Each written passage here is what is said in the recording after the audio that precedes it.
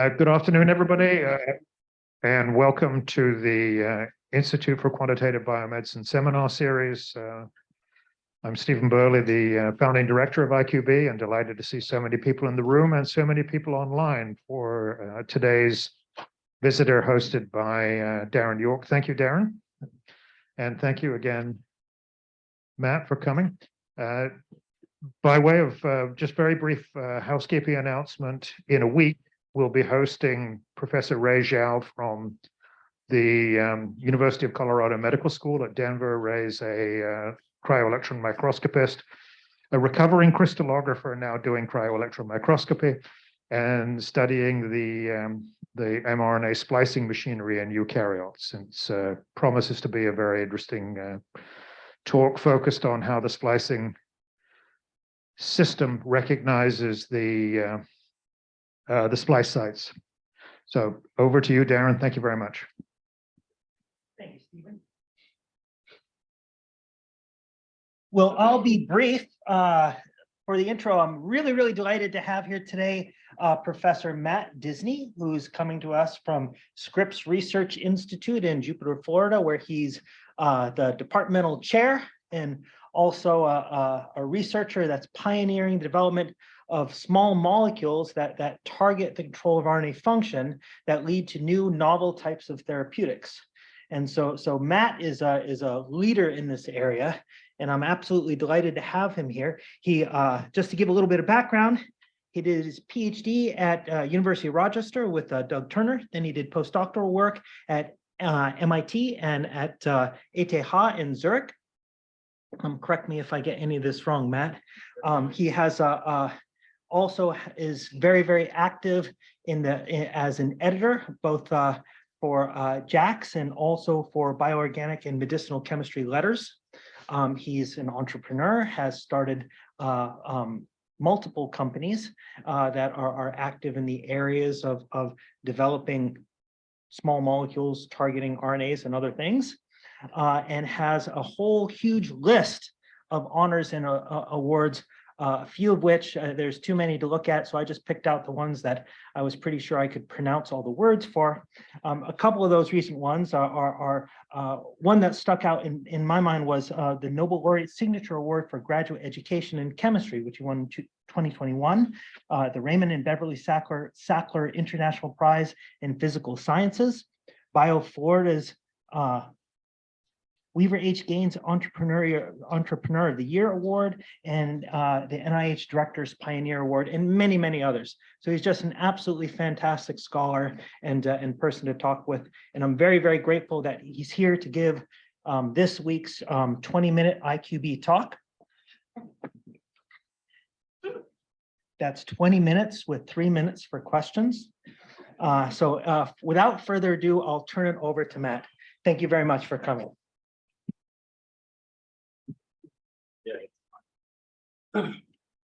Thanks, Darren. The introduction was 20 minutes, so I'm ready for questions. Yeah, it's really great to be here. My nieces and nephews live in Edison, so I've been to this place many times. Actually, I used to come 4th of July parties. I'm one of 7 kids, and so my family is very unusual in that we have small and larger gaps between the children. And so my brother, who's 7 years older than me, lives in Edison. So if you've been to Edison Generator, which was a store that he actually owned. So I've been here many times, and this is a very historic place. And so Stephen, thank you for the introduction. Thank you also, Darren. And you guys, I think, are really lucky to be here. I'm certainly lucky to be here, and I'm really grateful. So I'm going to tell you about work that my lab and I have been doing, where the fundamental premise that we've had is, can you, with any level of selectivity and specificity, target an RNA with a small molecule? And so before I get going here, I want to just thank the students that did it.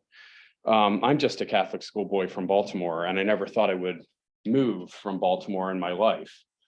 But just like the faces in the audience here, there's many people that have contributed to it from very different places other than the Northeast United States. So Sai Velagapudi was a graduate student in the lab. He's now a director at Expansion Therapeutics, a company that we started. He's from India, and so Sai has been in my life for over 10 years. Oh, can I get rid of this? How do I get rid of this thing? Whatever, we'll just figure it out. Also, we work with people like Peiwan Zhang. I'm going to talk a little bit about his work now. He's a postdoc with Brad Pentaluti's lab at MIT. I'm going to also talk about work from Jessica Bush, Samantha Meyer, who are graduate students in the lab from Michigan and Wisconsin, respectively. And I'm going to end the talk with work by Hamish Yuquan Tong, who's from China, Quentin, who's from France, and Shui, who's also from China, on basically probing the transcriptome to try to find folded RNA structures. The faces in this are not different than the faces that you guys see every day, right? And so I'm reminded, since we're a little past the holidays, and I told you about my large family, is that they don't have the perspectives that all of us have, right? We interact with people daily that are from China, that are from France, that are from Poland, that are from Baltimore, that are from Vermont. And I think science is a global community to be able to address problems from new perspectives and to learn not only science, but from each other. And I think that's important perspective that we have to thank. And we also need to thank the US taxpayer, at least I do, for enabling science. Okay, so yes. I think if you go on. Yeah, I need. Yeah, I have to hit escape. Yeah, it'll go. Yeah, I know. I just didn't want to do it. I listen to instructions sometimes. But I have a rule. I don't do that if we share genetic material. So if you're related to me, I just don't listen to you. But unless, you know, there's a association I'm not aware of, I'll do this. All right, participant has enabled closed captioning. That one, I do not know. I can't, the problem is I don't have screen mirroring because I'm on presenter mode, which is another issue. Here we go. Okay. Sorry, I'll speed up. Okay, so for the students, I've sort of bucketed the presentation into papers if you're so inclined. Okay, we're in the home of the protein data bank. It's called the protein data bank, not the RNA data bank. So we have a lot less information on structures of RNA than we have on protein. However, we'll just. All right, here we go. It keeps. No, we keep. Go there and high protein controls. Okay, so now please don't do it again. Here we go. All right, so we're good. All right. We make a lot more RNA than we do protein. Okay, so 1% of our genome is encoded for protein and 80 to 90% is made into RNA. RNA can have a lot of different functions, which include non-coding functions. And RNA has very fundamental processes, non-coding functions that it does, including assigning sex, right? So it can silence chromosomes, it can affect developmental timing, and a whole host of other things. And RNA plays major roles in a host of diseases. Is that flashing gonna be okay or no? Guys on Zoom, are you all right? I think they are. Sorry, not working. You need to turn off presenter mode. Okay. You're gonna see it's 20 minutes with 3 Q&A. So it's gonna be 20 minutes of tech optimization and 3 minutes of talk. All right, I will turn off presenter mode. Oh, you have to do the more thing again to use the escape. Yeah, there's a lot that I have to do. I have to do that, and then I have to do screen sharing, basically. So, but I don't know how to turn off presenter mode. Set up slideshow, custom show, just play from the start. Yeah, it's not going to do it. It's, you guys can deal with this, right? Yeah. You guys are going to deal with this. If you're on Zoom, you're good. You're pros. All right. So RNA plays a ton of different roles in diseases, and I'm going to talk about some of them today. So if you can drug an RNA, you could have positive effects for all these diseases, not only to study these diseases and the roles of RNA in them, but to affect some positive way of developing therapeutics. And so we've worked in all of these areas. Today, I'm going to talk about cancer, but we've also worked a lot in these genetically defined diseases, including ALS, right? So when we started a faculty position, one of the things that we wanted to do is, could we answer a fundamental question about what types of small molecules bind RNA, and then quickly pivot to identify what druggable targets we could affect with a general data set of information on small molecule RNA binding interactions. And so the question is, can we design small molecules to target RNA from sequence to study its function?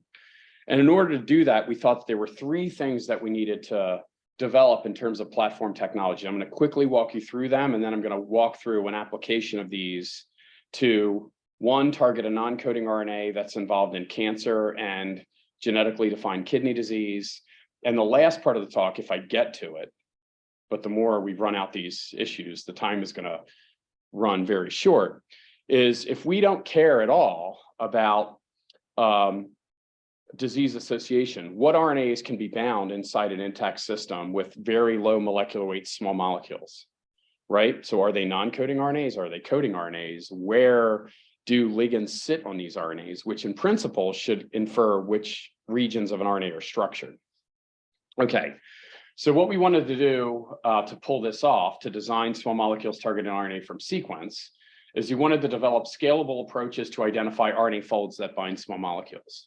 So if we had this information, we then needed to integrate this with bioinformatics to identify these folds in biological RNAs that can be targeted.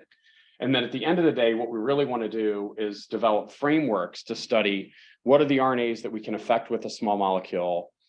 What are the binding sites where a binder could have an output that's biologically relevant, and how could we affect selectivity and potency? Okay, so in order to do this, let me see. Forward. Okay. What we wanted to do is get a large database of the RNA folds that bind small molecules.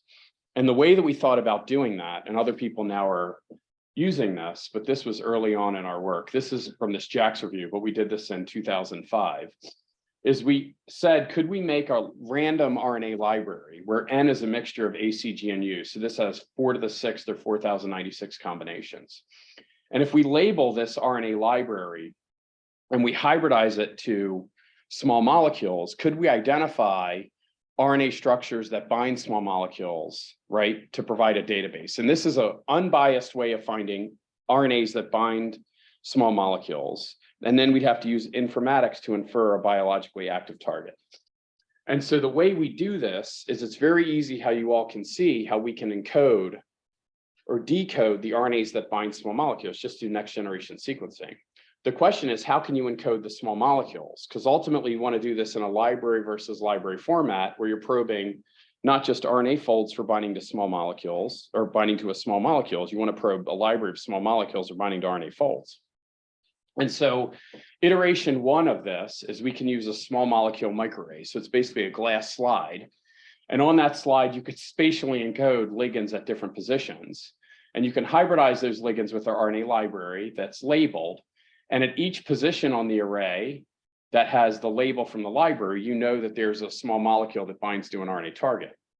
What we can then do is excise the bound RNA structures and then do next generation sequencing and informatics. And then we can define not just the RNAs that bind, but we can define scoring functions between them. So it's a Goldilocks problem. We know what RNAs bind tightly, what bind weakly, and don't bind at all. And so this is a fitness landscape. And then we can utilize these pieces to validate activities for how you can affect the function of RNA structures. Now, one of the bottlenecks in this is that you have to encode the ligands by spotting them on a surface, right? Because you have to spot it with a microarray arrayer. This is work that we recently published in PNAS, where rather than having encoded based on the space, we wanted to have small molecule be encoded based on a sequencing tag. And so the way we did this is called DNA encoded libraries. So this is a solid bead. And on that bead, about 0.1% of the molar loading on the bead, we have a DNA tag. And on the other end of the bead, 99% of it, we have a small molecule where each one of these codes on a DNA tag will decode what is R1. If it's blue, in green will be what is R2, and in red will be what is R3. So you literally can take beads and you can have sequence tags tell you what are the small molecules on a bead. And so this technology, which we've used quite aggressively, and we're going to accelerate its use, allows us to then ask a question, because these beads are about 10 microns in size. And that means you can sort them because they're about the size of a cell. You can sort them on a flow cytometer. So the amount of information we get here is ridiculous for the amount of ligands that bind RNA and the RNA folds.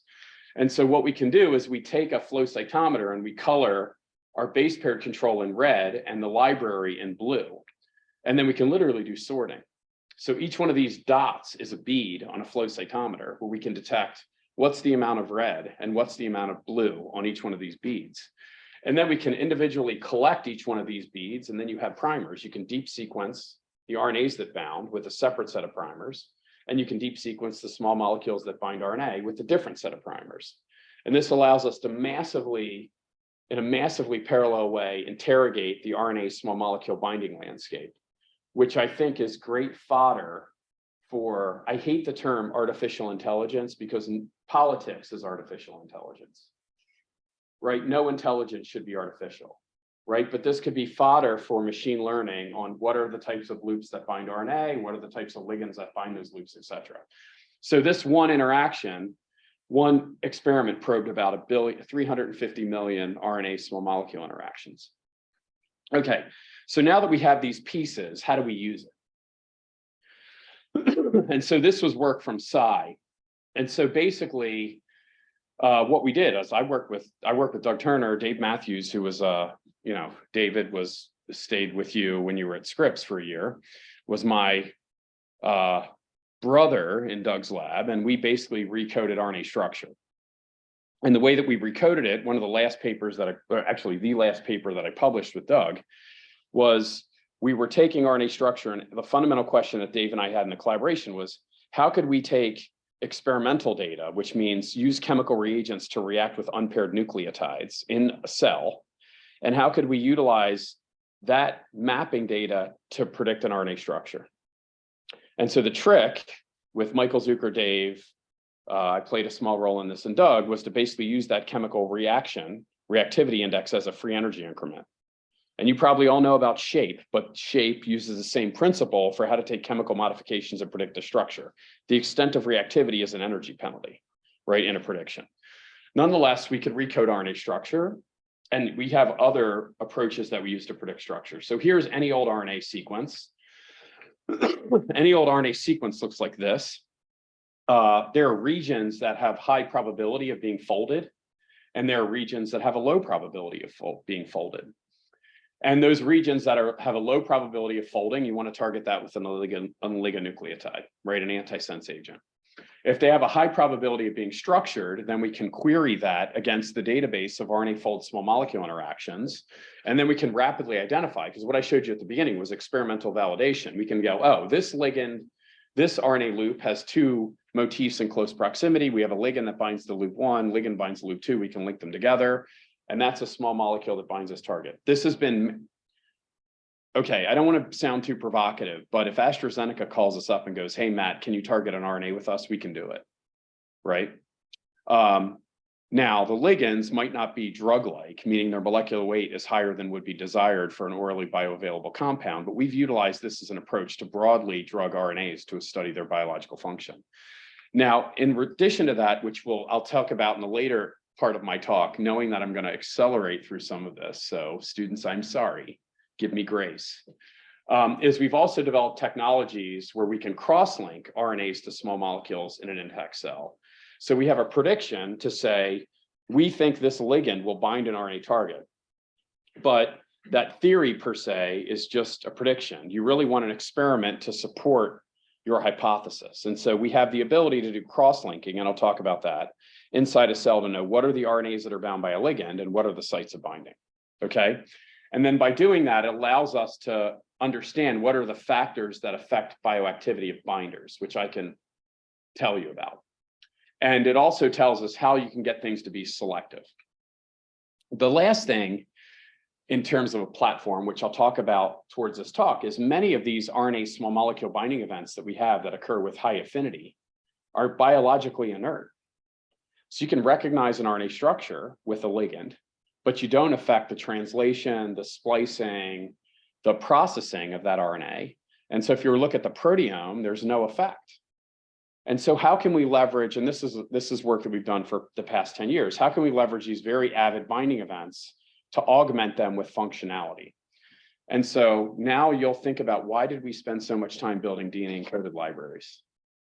So what we can do is, one, we can make these heterobifunctional compounds where one end binds to an RNA target and the other end binds to an effector protein. And that effector protein can be a ribonuclease. And that ribonuclease can eliminate in a catalytic and, importantly, substoichiometric way the RNAs in a cell. Okay, we've done this all from cells to animals, and I will tell you 2 examples in the rest of the talk. Okay, but this is what we call ribonuclease targeting chimeras. Why did we spend so much effort building solid phase DNA encoded libraries? One, so we can have a ready source to find ligands to do a whole bunch of different things, right? Okay, so now here's data for binders, and then I'm going to pivot to degraders. So here's things that these binders can do. One is, this is a DNA encoded library hit that's published in this PNAS paper. So this molecule binds to an oncogenic non-coding RNA at a Drosha site. It binds here in blue, and it'll inhibit its processing. This molecule binds with a KD of 10 nanomolar, and it selectively affects oncogenic phenotype in triple negative breast cancer. It's a chiral, has a chiral center. So the chirality dictates the molecular recognition event, which is not so surprising. But for RNA, most of these compounds that bind ligands are not chiral, okay? The other thing that we can do is we can inhibit translation of an undruggable protein. So when people talk to you guys about undruggable proteins, what do they mean? They mean 2 things. One is the protein folds like a tennis ball, or the protein doesn't fold, which it's intrinsically disordered, which means that there's not a binding cavity that you can stick a ligand into to affect that protein. And so what we did in this paper in PNAS, which was a collaboration with Walter Moss's lab, is we went and looked at all intrinsically disordered proteins, and we asked a question, said, if these things you can't bind at the protein level, what about the RNA? Do the RNAs that encode these proteins have a thermodynamically stable structure that we could bind with a ligand to affect their translation? Right, so we're thinking about druggability not just at protein level, but at the RNAs that encode or regulate a protein. And this not very drug-like compound, P1, published in PNAS, well, it binds to the 5' UTR of alpha-synuclein. So alpha-synuclein, you can get a triplication of the synuclein gene, and you can have genetically defined Parkinson's disease. And that RNA's translation is regulated by this iron responsive element that's in its 5' UTR. And if we have ligands that bind to this site, it'll thermodynamically stabilize the RNA, and it doesn't allow the ribosome to be properly assembled on the message. So we basically get pre-initiation complexes that sit right in front of the start codon, and we diminish translation of alpha-synuclein. The other thing that we've been doing is affecting RNA splicing outcomes. And so there are many RNA structures that form to regulate the protein coding content of a message. One of those proteins is tau. The microtubule associated protein tau is one of the earlier indicators if you have Alzheimer's disease. And if you guys have been paying attention, it's very controversial about what are the proper targets to go after to treat Alzheimer's. And in fact, some of the drugs that have been FDA approved have been very controversial, in part because of their limited efficacy. As a son of a parent who died of Alzheimer's, you can understand why, right? So Alzheimer's is very debilitating, and you really want to give these patients some shot at any extension, but given the economic burden, it's very hard. So one of the targets that we've been going after is targeting tau RNA.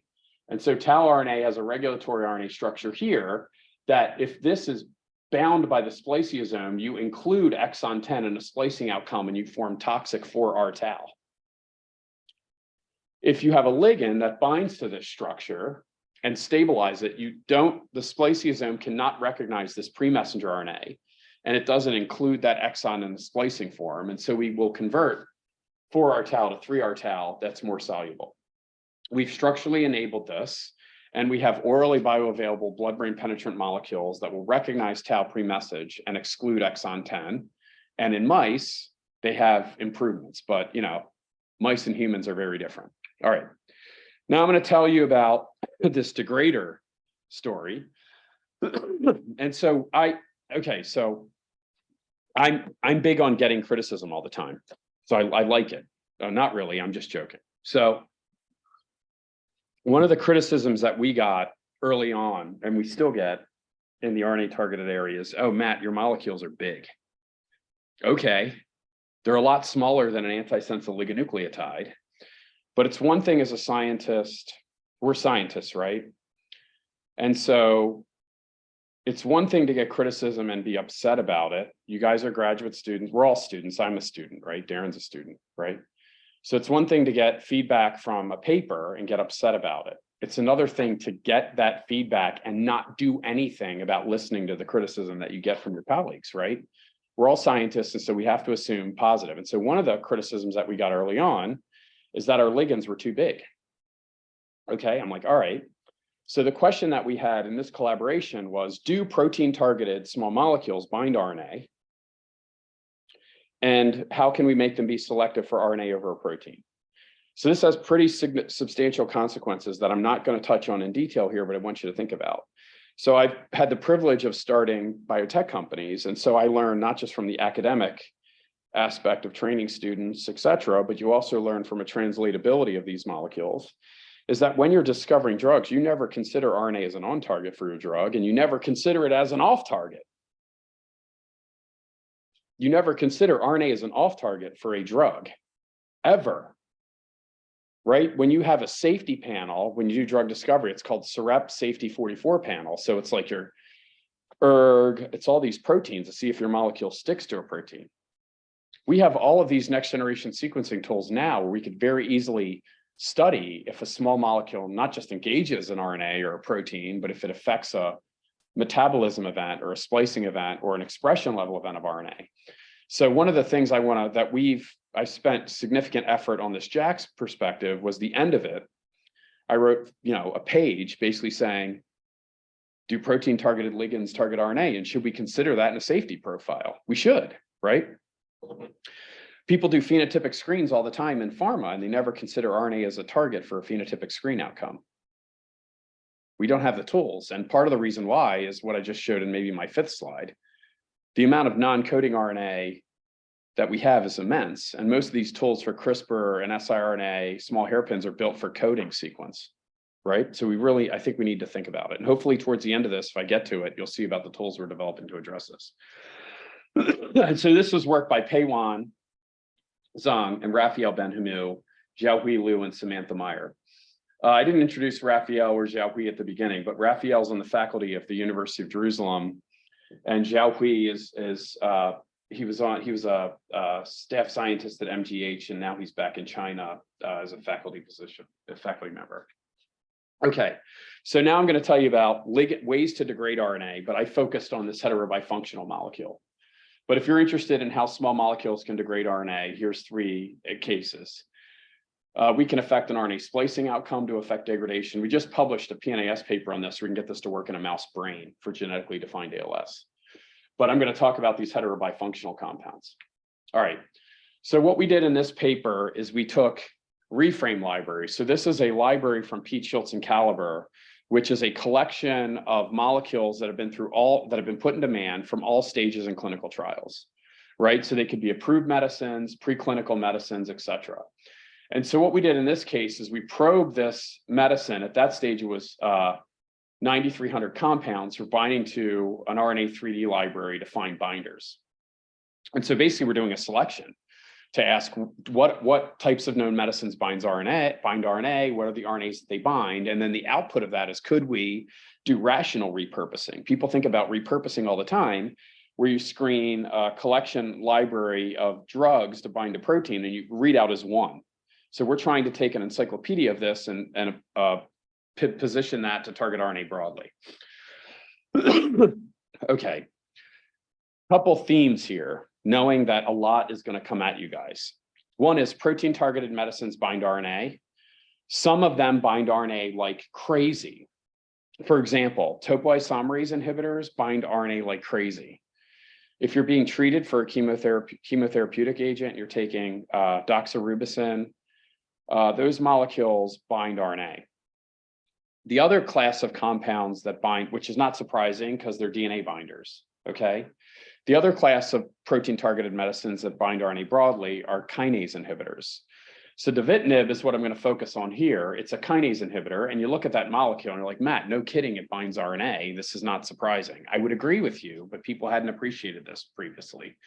It has a positive charge, it has a heterocycle, and has a lot of hydrogen bond donors and acceptors. Kinase inhibitors bind RNA.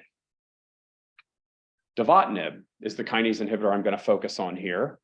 Here is the RNA affinity landscape for it binding that entire 1096 member library that we screened it to.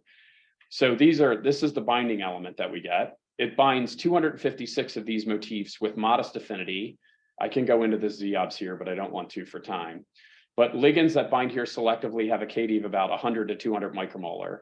Ligands that bind here, basically this is high affinity, this is low affinity. This is the threshold of any specific affinity by using a pooled population ZOBs from next generation sequencing. Ligands that bind here bind between 1 and 5 micromolar. So we mined all 256 ligands by using this approach we call Inforna, and we found 4 of the RNAs that are bound are present in microRNA precursors across 14 microRNAs. 10 of these targets are bound via this cross-linking approach, and 1 can be degraded by this Ribotac. Here's the target that it binds. It's microRNA 21. Okay, so the compound binds in this site by this selection experiment with a KD of 3 micromolar. And if we mutate out this 1 nucleotide bulge, this interface collapses and we don't get any ligand binding. What is microRNA 21? So microRNAs, just like their name suggests, they're small microRNAs. These were discovered in Victor Ambrose and Gary Ruvkin discovered this, and I don't know, the early 90s, I think, in fruit flies. When you have your government ask you, why should we fund work in fruit flies, you can say, well, you can tell them all the wonderful biology and model organisms that we've been able to study, right? So you guys should all be scientists and be prepared for these answers, right? So you can get that preparation when you go home to talk to your non-science family members during the holidays. And so microRNA 21, it's upregulated in cancer and fibrotic tissue.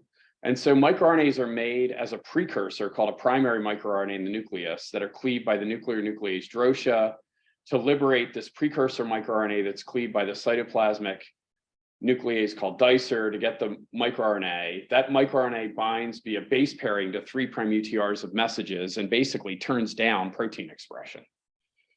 So the goal of this is to inhibit the repressor. So now let's think about protein-targeted medicines. This is one of the advantages of RNA-targeted medicine, is the goal here is to cleave a repressor. So the endpoint is to turn up protein expression, not down. That's one of the advantages of RNA as a small molecule target, is we not only have the ability to repress protein levels, like I said for alpha-synuclein, but we also have the ability to turn up protein levels. We have the ability to affect epigenetics. Okay, so all right, so I told you that we have a binder to microRNA 21 precursor. How do we degrade it? So we've been looking at this for a while, and this is one version of this approach. And so latent ribonuclease L is present in all cells as an inactive monomer, but it's activated upon viral infection. So I'm now telling you, how do we get a nuclease to cleave an RNA target? And so what happens is when you get a viral infection, you make viral double-stranded RNAs, and that senses and turns on 2', 5' oligoadenylates, which bind to and activate RNA cells. So RNA cell is made as an inactive monomer, but upon binding 2', 5' oligoadenylate, it dimerizes to cleave structured RNAs. So early on, we attached 2', 5' oligoadenylates to RNA binders to co-opt degradation machinery to have a small molecule recognize an RNA target and have RNA cell bind to and eliminate an RNA target. We've done a lot of work, and we have a lot that was published recently where we have heterocyclic molecules that bind to monomeric RNA cell and acts as a proxy for 2', 5' oligoadenylates. These molecules bind with mid-micromolar activity. 2', 5' oligoadenylates bind with picomolar. These are very different activities. It may be advantageous to have a lower affinity nuclease recruiter, but we have a lot of work to do to understand this system. Okay, so what we did is we took devotinib and we made it into a Ribotac to recruit RNA cell to cleave it. But the other thing that we did, which we thought was interesting, is there's been a lot of work in targeted protein degradation via this PROTAC approach. And this is work by Ray Deshays and Craig Cruz, but Schreiber and Crabtree did important work on induced proximity with Peter Durbin. And so in this approach, you have heterobifunctional compounds where one end binds a protein and the other end binds an E3 ubiquitin ligase to cause degradation of a protein by the ubiquitin system. So here's what we did. We said, devotinib, what happens when it degrades RNA? Devotinib, what happens when it degrades protein in a cancer cell? So here's devotinib by itself. Here's its IC50 in triple negative breast cancer cells. On the kinase, it's about 50 nanomolar. When we make it into a PROTAC, which degrades the protein by recruiting E3 ligase, it's 20 nanomolar or 20 nanomolar. I'm trying to do this in log scale. But it has similar activity against the RNA. When we make it into a Ribotac, we change the selectivity by 2,500-fold. That molecule then becomes a very potent and specific degrader of the protein. And it changes, it has much weakened activity. It's 10 micromolar at the protein and 200 nanomolar at the RNA. And the reason that this is because when we make this thing into a RNA degrader, we decrease the occupancy to the protein by 2,500-fold, and this molecule turns over substoichiometric. So we think it turns over about 100 times for the exposure in cells, where one molecule of that degrader will cleave 100 molecules of the RNA target. There's a lot of other stuff going on. So there's a bunch of factors that are affecting degradation, and we have a lot of work to do. So one thing is RNA-L has substrate specificity, so it likes to cleave unpaired U's. So we think, but we have work to do. We don't know if we're cleaving these targets by forming the complete ternary complex, or we're sticking the ternary complex and cleavage is happening when you release RNA cell. We don't know how cleavage is occurring, but one thing that's going on is we're able to cleave sites within an RNA target that have unpaired U's. Here's the selectivity of this compound against miR-21. Here's the transcriptome. So miR-21 for the degrader is here. Here's the binder. We're enhancing the selectivity. These are about 400 microRNAs that are expressed in triple negative breast cancer cells. miR-21 is the most affected target.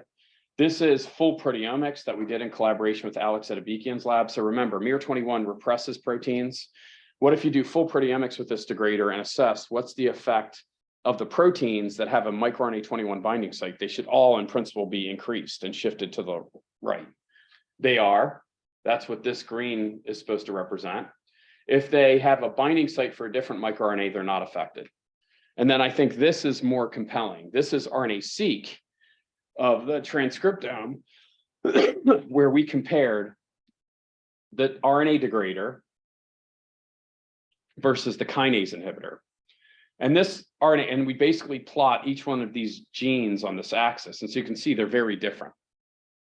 Right, it's inhibiting a kinase at this dose. And this is at one dose. We're not doing huge dosing changes here because I have a last name that, one would think I have a lot of money, but the reality is quite different, okay?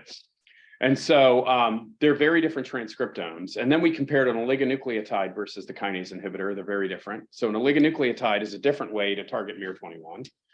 And then we compare the oligo and the degrader, and their RNA-seq profiles are very similar. So this is suggesting on the proteome and the transcriptome that we're shifting the selectivity to RNA. Okay.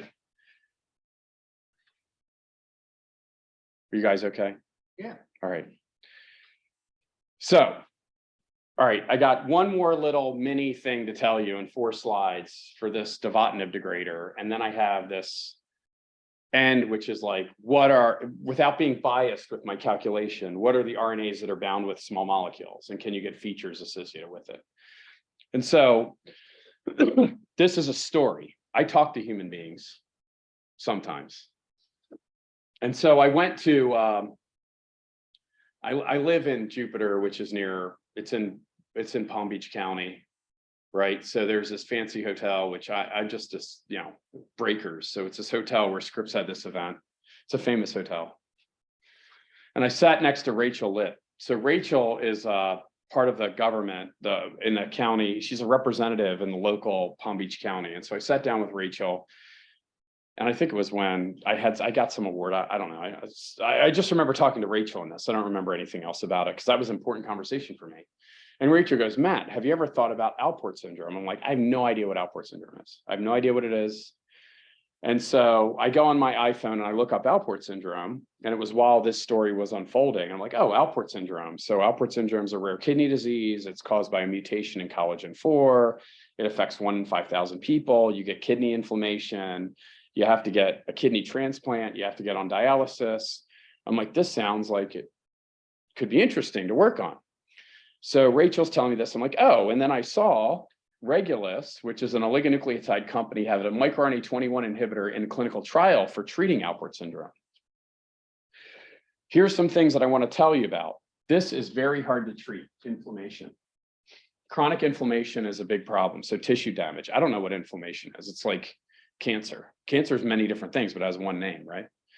So it turns out that non-coding RNAs like microRNA 21 get upregulated when you have inflammatory response. And if you can repress miR21, you can improve inflammatory response, not just kidney inflammation, but lung inflammation, right? So if you have COPD or some, smoke cigarettes, right, you can have lung inflammation. And so we said, oh, we're interested in talking to this, Rachel. Can you put us in charge with the Alport Syndrome Foundation, which I got a call on the president of the Alport Syndrome Foundation. They're like, who are you? What do you do? I'm like, Matt Disney. I have an interest in Alport syndrome now because Rachel told me. They're like, you're in a chemistry department. Chemists don't have anything to do with Alport syndrome. Like, come on. So I'm like, just give me the phone number of the person that made the animal model. So they connect me to Jeff Miner. So Jeff's at Wash U. So I called Jeff and he's like, what do you want? I'm like, send me the mice. So Jeff sends me the mice and we test them to see if they can work test this compound. To see if this is Pei-Wan Zhang. This is a guy that's getting a PhD in chemistry and he's doing this mouse study. Okay, so we get these mice, we breed them, we grow them in the vivarium, and we deliver the degrader in this Alport syndrome. So here's a couple, is this thing still here? Or battery die? The battery IP. It's not oral. If you want to pay for oral exposure studies, we would do it. So this is IP, so it's an injectable. So it's IP delivery. And what's interesting is we did this 42 days QOD dosing of 56 mg per kg because we matched the dose of Devotinib with the dose of our degrader. So Devotinib actually killed the mice. So it's now, Devotinib's an FDA approved medicine now, but our degrader didn't. So we could only carry on with the degrader. Devotinib by itself, before the mice got sick, we sacked them, we saw no effect. Okay, so one thing to note is that miR21 gets upregulated by 6-fold in these kidneys because they have this inflammatory response. And when we add the degrader, we suppress that by 50% in both the wild type and the Alport mouse. The reason that you get this kidney inflammation is miR21 is it targets PPAR alpha 3' UTR, and PPAR alpha agonists are useful for the treatment of kidney disease. So we did a Western blot. Here's the vehicle Alport mouse, so PPAR alpha, you can see it's down. Here's when we add the degrader, it's up. So again, we're inhibiting the repressor, so we're increasing protein levels, right? And then the next thing that Pei-Wan did is he looked at histology. And so here's the histology. I mean, this is beautiful. Stephen was showing me these Irving Geist things. I think before, God, I don't want to say I'm old, but Jesus. All right, so I don't know, so beautiful. Science is so beautiful, like the paintings of things, the molecular details of things. I'd never had an experience on histology. God, this is beautiful. This is a kidney of a mouse. Look at how beautiful that looks like. Then look at the damage that the poor mouse has with these kidney vacuoles that are improved with this degrader. And then does that correlate with the kidney function of the mouse? It turns out it does, because when you have lose kidney function, you have protein that's in your urine. And so you can literally collect the urine of these mice that are given the drug to see how much protein's in the urine. I know, you do this all the time. I don't do it all the time, but we have an animal. And then this is how much protein goes up in the vehicle treated, and then it gets suppressed with the degrader, and there's no effect on the wild type mice. So Pei-Wan, so long story short, Protein-targeted medicines bind RNA. You can get them to be selective by making them RNA degraders. And we think that you can have a positive outcome in a variety of diseases, including Alport, that's caused by inflammation. Okay, here's what I'm more interested in. How ligandable is the human transcriptome? So I've been blessed with a wide variety of exceptional students. Hamish was, and this is a Jack's paper, oh wait, I missed the two, that he published early last year. So we get this question all the time. RNA, it's only made of 4 bases, it's boring, it doesn't have a structure, you can't target it with a small molecule selectively. Okay, so what we developed tools where we've been cross-linking small molecules to RNAs for a long time. And so the early covalent profiling, God, I am getting old, was 10 years ago by Peiwan Zhang and Ankamanta Kami. So we could covalently react by proximity-based reaction. Small molecules react with RNA, and then you could turn out, you could make these covalent adducts very bioactive. So you could target a message where the ligand wasn't inhibiting translation, but you make it covalent, you can target it. You can inhibit its translation. There's a lot of stuff that this covalency can help us uncover, and you'll see more of that in the next couple of years. But what we did, and some of this is work based on Ben Cravat, who's my colleague at Scripps, really, wonderful person, where they had, and his postdoc, who was my colleague at Scripps, Florida, Chris Parker, where they made basically an efficient way where you have a diazarine and you have an alkyne. And so that diazarine, as you can shine light on it, you get rid of nitrogen. This makes a carbene, and that reacts with basically anything that's nearby. Okay. And then you can take this alkyne and you can click this azide on it. Click chemistry, won Nobel Prize last year. Barry Sharpless, my colleague at Scripps, wonderful person. And you can pull them down. So what can we do? So here's the question. And then you can map binding sites by this. We call this ChemClip because Bob Darnell made CLIP, where you take photo cross-link RNA protein complexes and pull them down with antibodies, right? And there's a cross-link, and there's PAR-CLIP, Tom Tuchel made it, where you put a thio-U, and there's an injury, and the RT will stop or be paused, and you can read out the binding site you can read out the cross-linking element by a stop and a reverse transcriptase. So basically you can read out the chemical modification. Okay, so we basically made a bunch of these fragments that have these alkynes and azide in. I'm going to tell you data for 6. See, okay, I didn't totally screw up everything. There's another 2 there. I'll tell you data for 6 of these fragments, but we have about 600. So Matt, what can you do with this? We can profile ligand binding capacity of RNAs in different cell states. You can go from an iPSC to a neuron. You can go from a cancer cell to a non-cancer cell. You can go from a immuno naive cell to an immunodefined cell. Okay, so this is what you guys would be interested in. So here's the general feature. So here's the fold enrichment that we have with ligands, but I'm just going to give you principles here. So we can detect 22,000 different RNAs in a human transcriptome when we do seq. So our thesis was, people tell me, Matt, these things can't be specific at all. You can't specifically recognize an RNA with a small molecule. Okay. But I can tell you that we pull down only about 50 of the 22,000 genes, typically with a fragment. Okay, and there's the chemical structures of some of these fragments. Here's what's interesting. What if we look at all of these genes and go through a transcriptome and go, what are the sites that we bind broadly? Because we're all interested in what are RNA structures. And if they're evolutionarily conserved, why are they evolutionarily conserved? Because they're functioning, right? Conservation and evolution means there's some function. So this is what's interesting. If we look at messages or things in general, and I'll go more to this, 55% of the binding sites are in a 5' UTR. 11% are in an intron, 8% in a coding sequence, 24% in a 3' UTR, and non-coding RNA is very little. We're going to talk more about that. Here's this in a different way.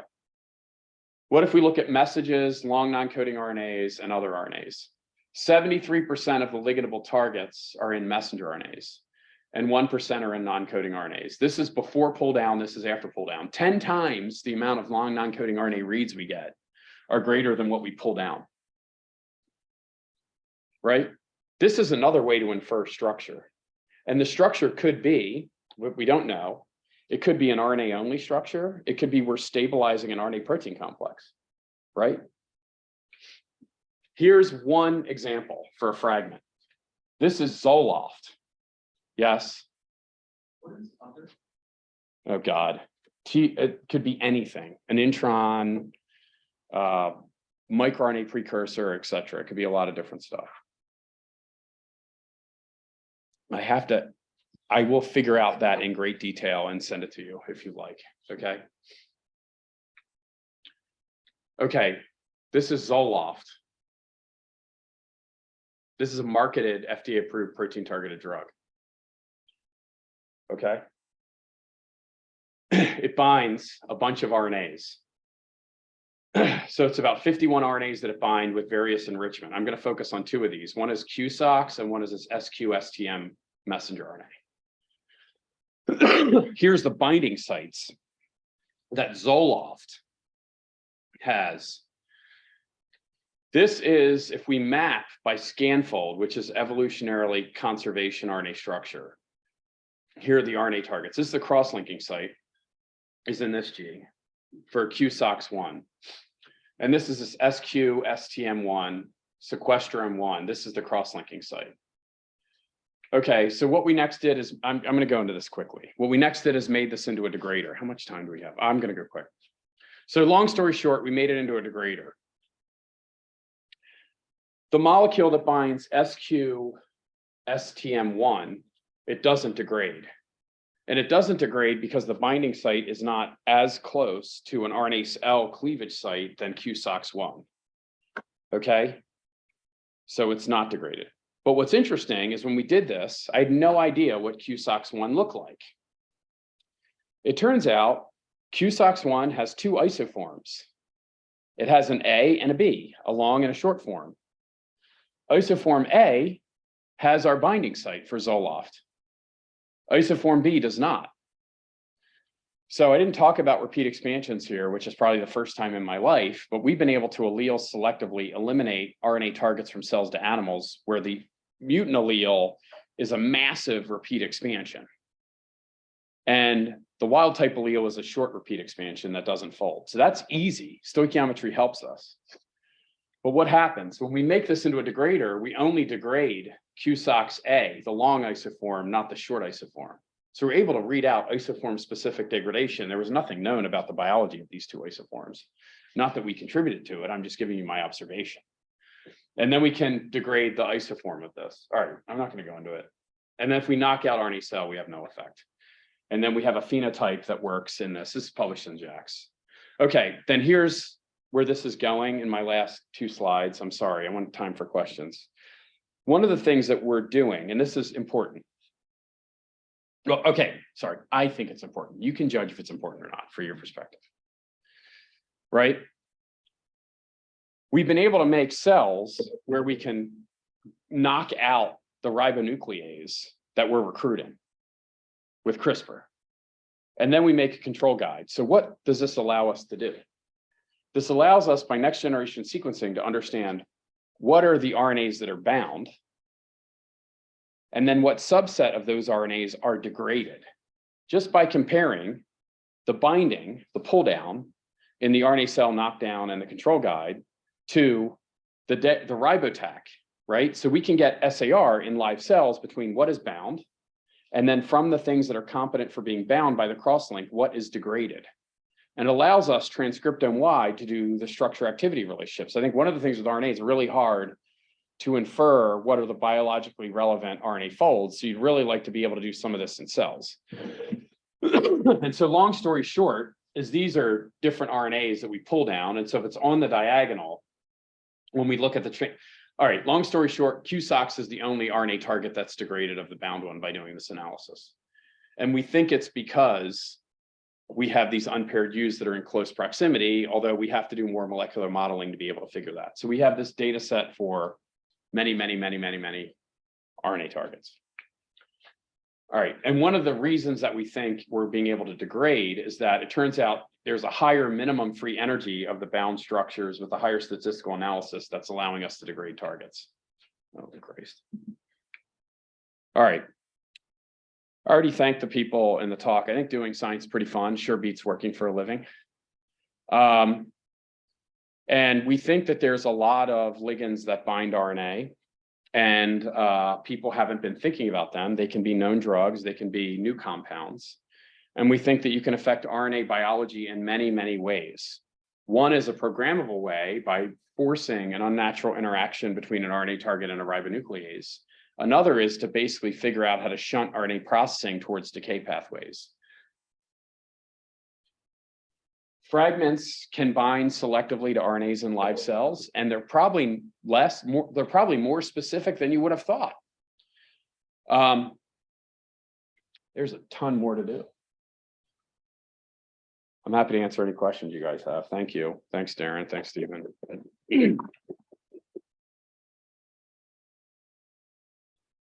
All right, plenty of time for questions. Jason? This has been an RNA talk, but with the exception of the RNA cell link, is there any reason this couldn't be? I'll say it into the microphone. With the exception of the RNA-cell linkage, is there any reason that this all couldn't be done just as well for a single-stranded DNA? Oh, I don't think you could. For a single-stranded DNA, you mean a double? Oh, you're saying binding? Yeah, like if you wanted to target hepatitis B, for instance. Yeah. Oh, you could. Oh, hepatitis B, sure, but that's a one-off. Yeah, there's a huge amount of interest in Hep B cures, right? Yeah, in principle, you could for single-stranded RNA viruses to affect them. Yeah, Hep B is a big public health issue, and with the work and yeah, you could do that in principle. Yeah.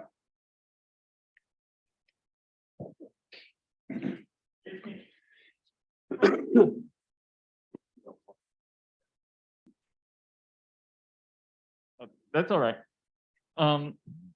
Regarding the kinase inhibitors, thank you for the talk. Quite interesting. You were mentioning affinity of kinase inhibitors for RNA. And you began to answer this question I have when you were comparing the, when you were looking at the Ribotac.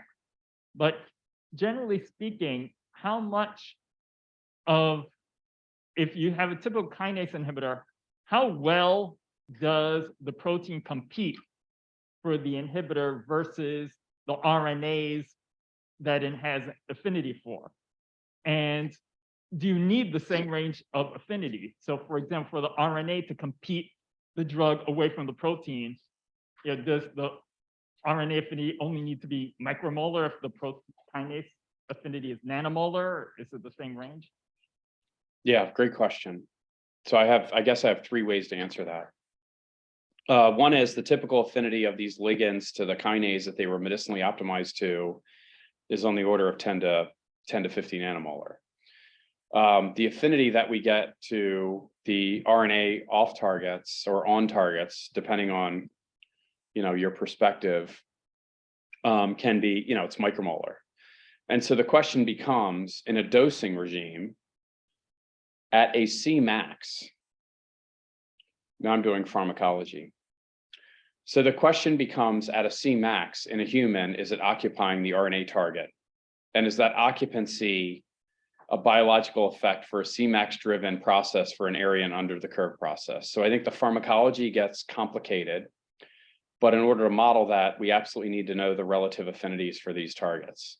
I can tell you, so I talked to Kavan Shokat about this a while ago, and he was like, yeah, Matt, it's funny, when we put kinase inhibitors in cells, the potency in vitro that we get is oftentimes right shifted relative to the potency in cells. So there may be a lot of RNA off targets and you don't know what they are. So yeah, I gave a word salad to answer your very important question. Basically, the bottom line is if the relative affinities are important, but it's also the relative expression of the RNA versus the protein target to measure occupancy. The occupancy can be different right after you take a drug and it's at its Cmax or maximum exposure level to a man versus the average exposure that you would get over a dosing regime. So those could be two different occupancies. So I wanted to, and I tried very hard to do this, is to generate resistance mutants for the RNA and the protein target, because I think, especially if you get that in a clinical sample, that would be absolutely, that would be, no, I shouldn't say unequivocal, that's too strong. We have to be scientists, right? That would provide pretty compelling support. If you could get a resistance mutant in an RNA target, but not the kinase to show it was resistant, that'd be pretty compelling support that the RNA was a bona fide on target for your drug. The problem is you get pumping. Multi-drug resistance transporters are upregulated, which is an easier and probably more general way to confer resistance mutants versus mutation on the RNA targets or the protein target for that matter.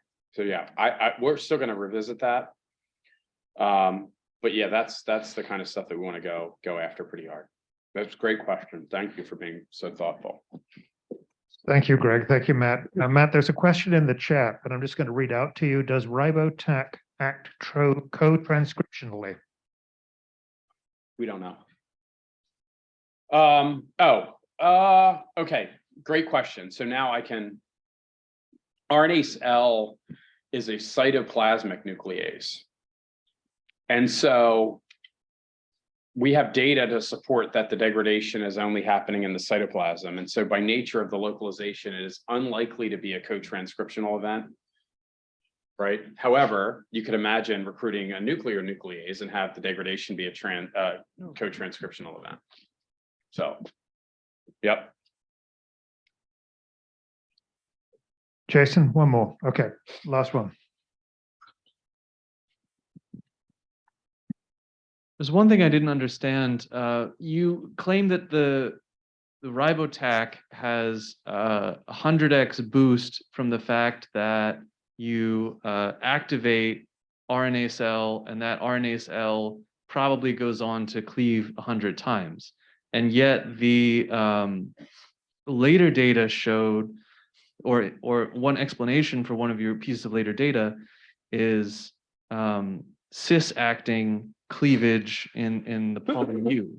So if an RNA cell can be activated once and then go on to cleave many molecules, how does I think I'm misunderstanding. Okay, so the data, yeah, the data that we had is we measured the drug exposure on basically we measured, this is the advantage of RNA. We can do, it's easier to do copy number assessment than for proteomics, right? So what we did is we measured the copy number of the precursor to microRNA 21. And then we measured the average number of molecules that were present in each cell. And then you can measure the number of cleavage. So I'm giving you my 100-fold substoichiometry, if that's a term, I don't know, is my data. My hypothesis to support that data does not necessarily invoke, right, non-specific activation of RNA cell. We do think it's all specific, but the question is, it has to be brought into close proximity with miR21. Does it cleave as a complex, or does it get released and cleave and then goes off and then it can't cleave 21 again until it binds to another molecule that's a heterobifunctional to induce the proximity? I think it's all a proximity based, let's put it this way. The data that I have supports, I think, although now I have to be more thoughtful, a proximity driven degradation event, whether that cleavage is as an intact ternary complex, or whether it's its cleavage event is happening when the RNA is not tightly packed in that event, is something that we need to investigate further. We have no data where, for example, if we throw in a ton, 2 scoops, whatever, of the 2' 5' oligodenylate A or the degrader by itself, that we don't cleave these targets at all. We only get cleavage when we have the heterobifunctional that's binding to the RNA target. Right? Does native OAS use proximity? Native OAS does not use proximity. It's just a huge bomb.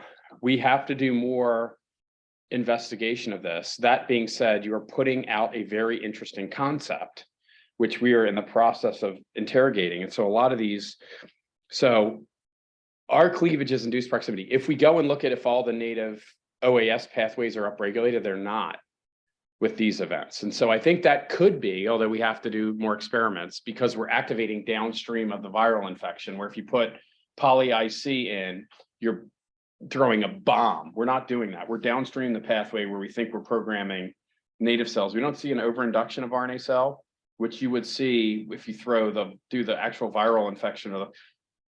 Can you come help me more? So We have a lot to do. We think that we're not over-inducing RNA cell because we're working downstream of the pathway that acts to induce it, which is a viral infection or poly-IC delivery to cells.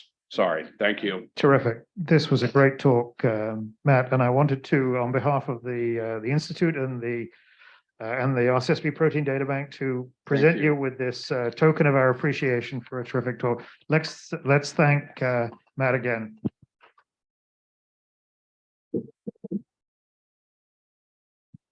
And for the IQB grad